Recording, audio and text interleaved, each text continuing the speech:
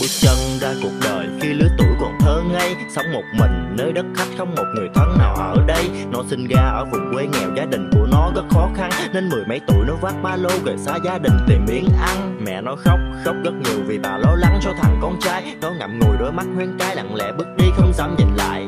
Nó biết là mình đã sai nhưng cuộc sống vẫn còn dài. Nó quyết tạo dựng tương lai, khi thành công nó sẽ tìm lại. Nó làm tất cả mọi việc không quản ngày đêm trời mưa gió. 3 năm sau nhìn lại bản thân, công danh sự nghiệp vẫn chưa có.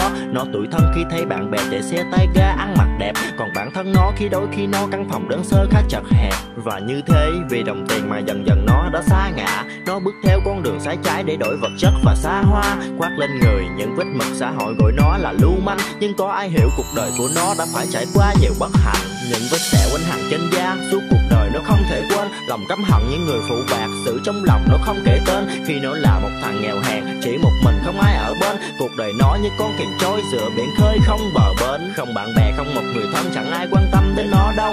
Màn đêm xuống quạnh hiu một mình, trời xanh trời chiêu ai có thâu.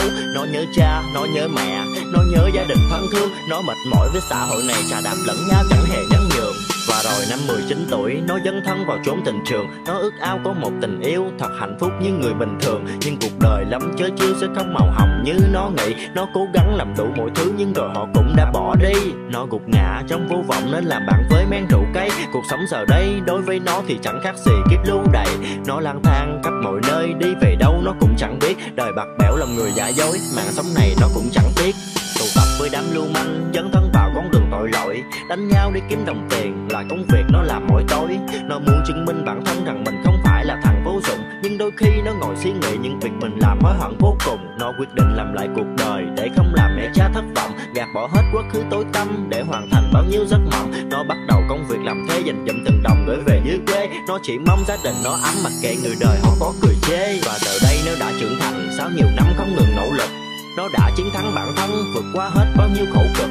Ba mẹ nó rất tự hào khi thằng con trai này đã lớn khôn. Nó hạnh phúc khi được trở về cái nơi mà nó chôn nhau cắt rốn. Cuộc đời nó suốt 8 năm qua là những tuổi ngày lạnh lẽo tối tăm, nhưng ý chí giúp nó vượt qua và đã sửa sai hết những lỗi lầm. Tương lai của nó giờ đây lập sang trang mới với nhiều hảo mộng. Quá khứ buồn hãy cứ quên đi, nhớ lại chỉ khiến nó thêm đau lòng.